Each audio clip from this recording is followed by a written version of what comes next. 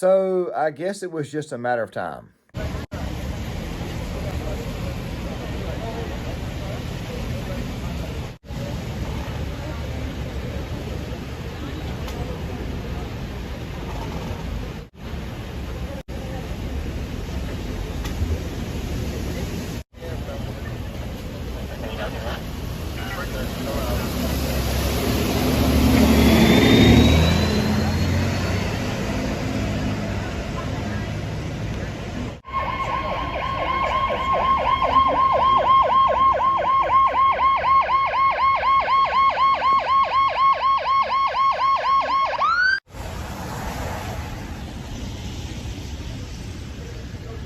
Before we get started, there's going to be a couple of small updates at the end of the channel. Very, very quickly, these two videos right here are going to be linked in the description box and the comment section. Make sure you guys go check them out because another video is coming out next week on my second channel, Gear Issue 33.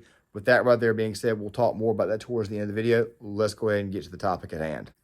Well, that little bit of information right there came from the New York Post, and we'll get to the actual news report here in a second. But there's been something I've been saying for a while that was going to happen in both New York City and Chicago. I almost said New York City and Chicago both, but still at the same time, I don't think it really matters. But let's go ahead and get to the story. Here's the thing about illegal immigration, especially if you're bringing in a bunch of migrants to these very, very large cities. And by the way, these very large cities are pretty daggone diverse. Now, let me talk about diversity really quick before we go any further. One of the things that I've said on this channel, and I stand by this because the numbers actually back it up, is that if you live below the Mason-Dixon line, chances are it's a little bit more diverse, as in small towns, as in even some suburban areas and even some large cities. However, if you go above the Mason-Dixon line, while the racial demographics may look a little bit higher in some areas, the thing is this here. If you actually dig into those said numbers, like say, for example, here's a good idea. I'm showing you guys one right here. You obviously think to yourself that maybe the state of New York is actually relatively not so white. The thing is this right here. If you actually zone in on the actual state itself, and if you had like an actual demographics map, you would see that most people of color, most black people, live in the city itself. If you zone in much, much further, you will see that Bronx, Queens, and of course, this also includes Brooklyn, would also have a lot more people of color. Okay? So therefore, the cities themselves are pretty daggone diverse, whereas the state itself is not that diverse. Same thing with Illinois, same thing with Boston, Massachusetts, same thing with the state of Massachusetts, Boston, of course, being the largest city.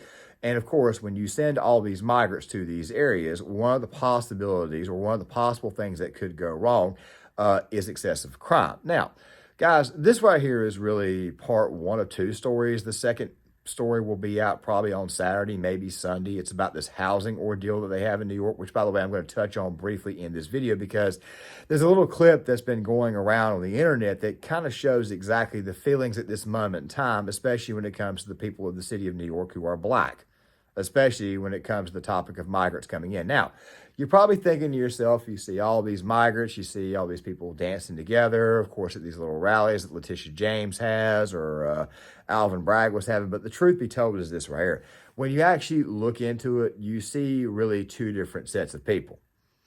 The other day, there was this stabbing that happened in Times Square. I was never really and truly able to get around it, but let me go ahead and kind of bring you guys up to speed. Developing story in Times Square tonight. A 17-year-old was stabbed there. Police say 7 people are now in custody, but they're still searching for others. The stabbing happened after a dispute on 42nd Street near 8th Avenue about 5:30. We are told the 17-year-old was stabbed in the back, taken to the hospital in serious but stable condition. Investigators say they've recovered a large knife from the scene. No word if this was the weapon from the attack. Police say the incident does not appear Here's the thing about this stabbing. If you go and you look up Times Square stabbing, you're going to see about 6 or 7 articles talking about the Times Square stabbing. If you type in migrant stabbed in Harlem, you will get exactly what you just saw that I played at the very beginning of the video. The New York Post, a little video, and of course the article to go along with it. I'll link it in the description box. The thing is this right here. You're probably going to see a lot of, and it's already starting, you're going to see a lot of migrant versus black crime. I know people love to talk about black on black crime, and I know that YouTube's terms of services does not exactly like it when I say black on black or migrant on migrant or Hispanic on Hispanic, whatever you may want to choose to use. But one of the things that I've noticed is, of course, that I've noticed that over the years is that when you put two people inside of a room, especially those who have certain differences, because the truth be told is that Hispanics, especially those who have not gotten acclimated to the United States, and of course you guys know my stance on this, I've been saying it for a while, build the wall, come through here legally, because as you are here illegally, you technically are in fact breaking the law. It's something that needs to be said. If you ever get into a debate with somebody on the left, or if you get in debate with somebody who just thinks that these migrants' crime rate is very, very low, all you have to really and truly do to kind of hammer down the point is just simply remind them that they're here illegally and therefore they are in fact breaking the law. So that already kind of nullifies any argument that they have. Of course, if you dig into the actual numbers, I'm pretty sure they would have a bit of an argument there, but still at the same time, if you're here illegally, guess what? You're technically breaking the law. So there you go. The thing is this right here. When you have people who are natural enemies, and that right there being black people who live inside cities, and you have Hispanics who don't even speak English or can't speak English at this moment in time. I'm not making fun of anybody or anything like that. You're bringing these people in from another country, and most of these people aren't affluent to the actual language of the United States. You're probably going to run into some problems like this here. More violence at the city's migrant shelters, this time at the former Lincoln Correctional Facility in Harlem, where a man was stabbed twice. All right, Fox 5's Morgan Mackay joins us live from the scene. And Morgan, this comes as the mayor is calling for changes to the city's sanctuary city law. You're exactly right, Steve and Natasha. But first, on that stabbing at the migrant shelter here in Harlem, City Hall tells us there are security guards, but no security cameras. However, they are looking at installing additional security measures. They just recently announced that they are installing metal detectors at the migrant shelter on Randall's Island. A 24-year-old man was found stabbed twice on Wednesday at the former Lincoln Correctional Facility, currently serving as a migrant shelter. The NYPD responded to a 911 call at around 11:30 a.m. and found the man stabbed in the back and abdomen. He was taken to Mount Sinai Morningside in stable condition, but the NYPD is still searching for a suspect. On Tuesday, Mayor Eric Adams spoke about Really quick, before I answer what you just saw, or I comment on what you just saw, I'm showing you guys some YouTube thumbnails. These are just some of the things that we're going to be talking about over the next couple of days, because they are all, in fact, intertwined. And of course, I'm going to change direction for you guys here in a second by showing you another clip, a clip from a video that I plan on using in part 2, or the follow-up to this, talking about the shelter situation itself. Now, it's roughly about 50 some odd seconds. You're probably going to be confused at first, but I want you to pay very, very close attention to the gentleman in the coat at the very end with his nice little hat. Of course, I mean that complimentary. It's actually a nice hat. My father owned the same type of hat. But still, though, at the exact same time, I want you to pay very, very close attention to the very, very end, because this where it kind of sums up the feeling of those who actually live in the city itself. Now, I can already hear you in the comment section saying, but Claymore, haven't you said that these people voted for it? Yes, I have said this on several occasions. However, many of the people, especially those who are of low income, are operating for the most part off of the news that they get around the city itself, word of mouth. I'll give you guys some examples of this towards the end of the video of exactly how somebody can very, very easily be manipulated without actually turning on the television. And of course, by turning on the television, chances are they're getting good old-fashioned leftist propaganda from CNN, CBS, and of course also MSNBC. By the way, in New York City, I had to contact a friend of mine to at least understand exactly how the news organizations work. New York Daily News typically tends to swing left. CBS typically tends to swing a little bit left. Same thing with NBC. ABC is somewhat fair, and then of course you've also got the Post and Fox. Still, at the same time, though, a lot of these people have no idea what's going on. They're just simply getting what the hell's being thrown in their face. If you really and truly want to boil it down to those who actually voted for it and those who knew what they were voting for, you might want to look at the white liberal, who, by the way, is the true villain of this entire situation. But let's roll this. And a major question area residents want answered as soon as possible: how exactly did the city even get control of the building? With rents skyrocketing, Harlem residents say this could have been turned into affordable housing. These apartments can be used for us to go into. We welcome migrants, but the way things are done is very important. And when residents are not informed, when residents are not, opinions are not taken into account, this is what causes. Now, like I said, A little bit of misdirection so that way you guys can see.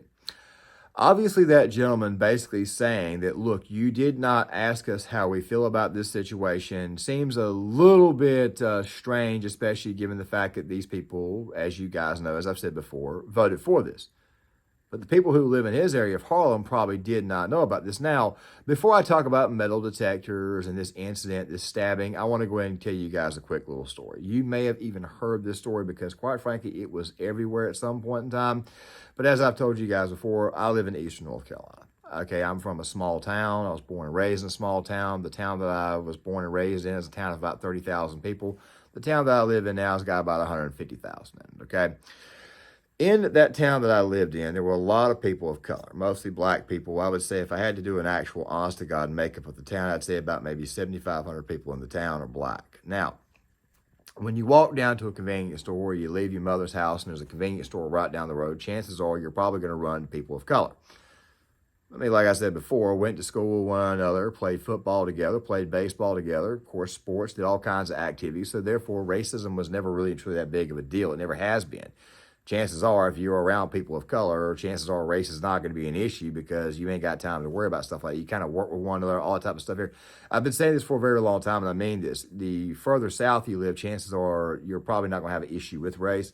For example, if you live in Texas, chances are the person that works with you or person next to you is probably Hispanic. Same thing in the state of Florida, same throughout the entire South. We assimilate a lot faster than people who live up there in northern areas. Probably use that in another video at a later date.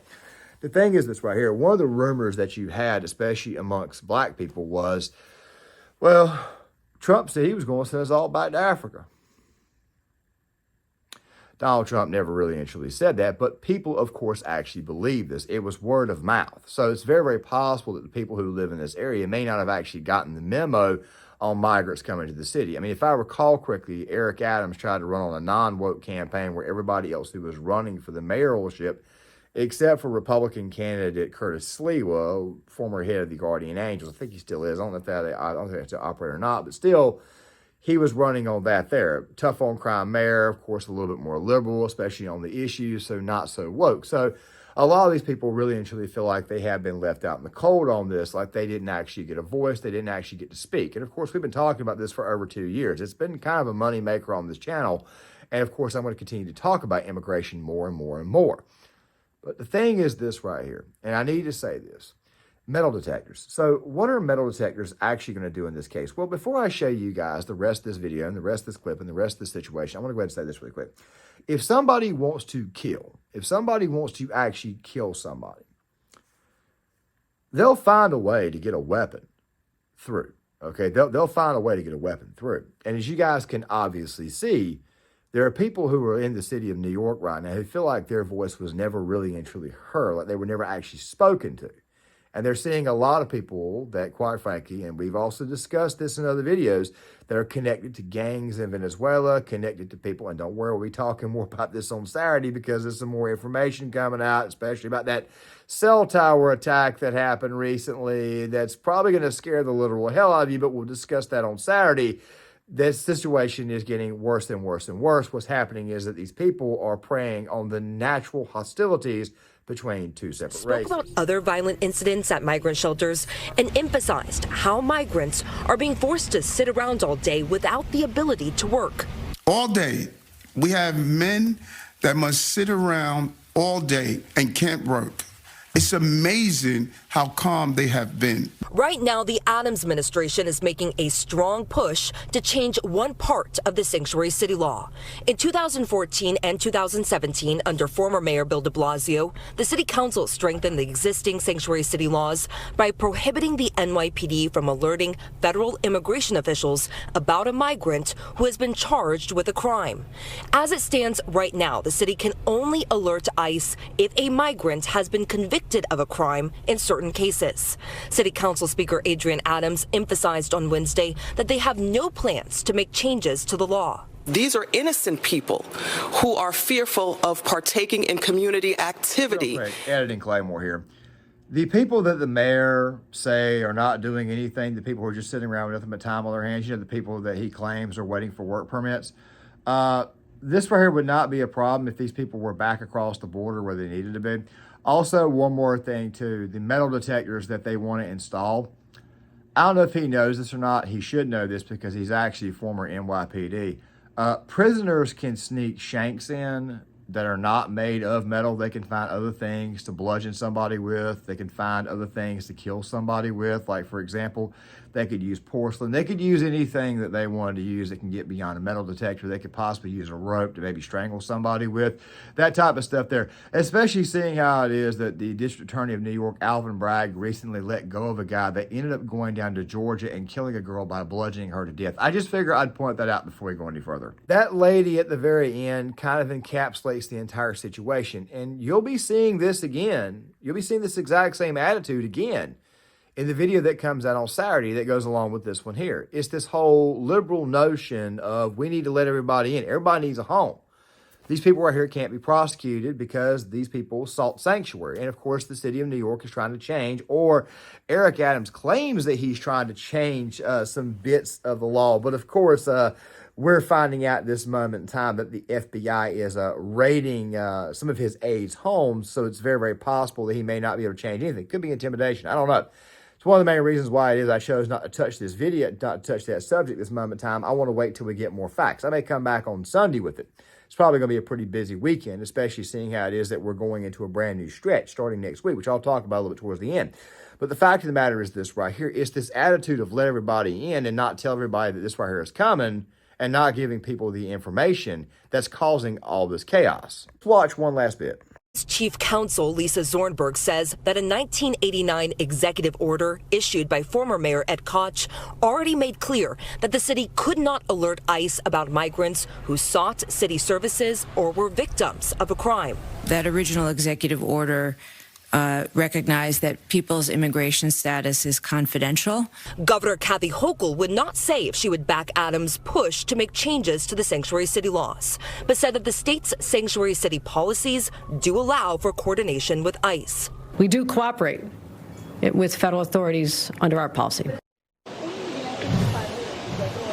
I also asked City Hall if making changes to the sanctuary city laws is something Mayor Eric Adams can do through executive action, but they said that this is a law passed through the city council, so it's a city council that will have to make the changes. Reporting live from Harlem. I spoke about this in the video that I did on sanctuary cities, or at least my response to everything that was going on with the Lake and Raleigh situation. And of course, I had to apologize because I didn't even know at the time that the sanctuary city policy basically is if somebody is arrested, not to give the information over to the Federal Bureau of Investigation, not give away the person who was arrested's information because they're a migrant. Now, you're probably thinking to yourself, well, dude, what is this video really and truly about? Well, this video is about migrants that come in here and get stabbed mostly out of retaliation.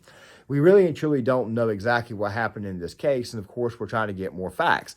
But seeing how it is that you've had some migrants who come from gangs, assault a bunch of NYPD officers, and then magically end up in Arizona, then somehow or another, you've also got migrants getting in trouble for stabbing one another at Randall Island, including also stabbing a police officer. It would not be, how do I say, unreasonable to think that there are people, especially people of color, who are getting a little bit upset with the situation and they're not actually starting to do some crimes themselves. It was something that I had said before.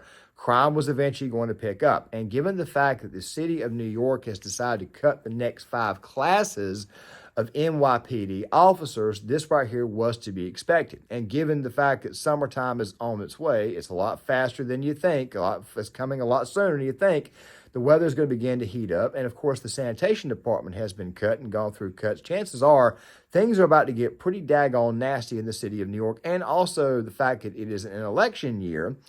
And of course, it being an election year, race wars always occur every 4 years. I don't think it's going to be a race war that occurs between W's and B's, but more than likely between HL's and B's, and possibly the LBG. I got to say it a very, very funny way, because identity politics is obviously about to run completely rampant this year. And that, my friends, is exactly the problem here. We don't have the full facts on this. The story has been out for a few days, but I'm pretty sure in a few days you're probably going to find out that this situation here was probably retaliatory for something else. Now, I'm going to go ahead and get to what I was going to tell you guys at the very beginning of the video. And of course, I'm going to send you guys on the weekend. Of course, those of you who want to watch my channel on the weekend, I appreciate it. There'll be a few videos out this weekend. We got to talk about the cell towers and the attacks, the cyber attacks. We got to talk about the other half of this equation involving the shelters themselves. And of course, now migrants getting luxury hotels, about to be set up inside luxury hotels. And of course, the follow-ups to Eric Adams' corruption, which of course could in fact be intimidation. But let's go ahead and get to that. These two videos right here from Gear Issue 33 will be listed in the description box on March the 6th. I plan on having the review on Rambo 2 out. Of course, the videos being there. I advise you guys, please subscribe to that channel. It's my military-related channel. It's where I do my military movie reviews. There will be a video out this weekend on the... how do I say this? On the radicalization of the Aaron Bushnell situation. Of course, I've got to get a few things ready. I got to re-prepare some things. That video will be out on Sunday on Gear Issue 33. But of course, there'll also be some updates there too. So make sure you guys stick around for that there. Once again, please let me know how you feel in the comment section. Please leave a comment. Please hit the like button, subscribe, share the video, sound off in the comment section. I'll see you guys later.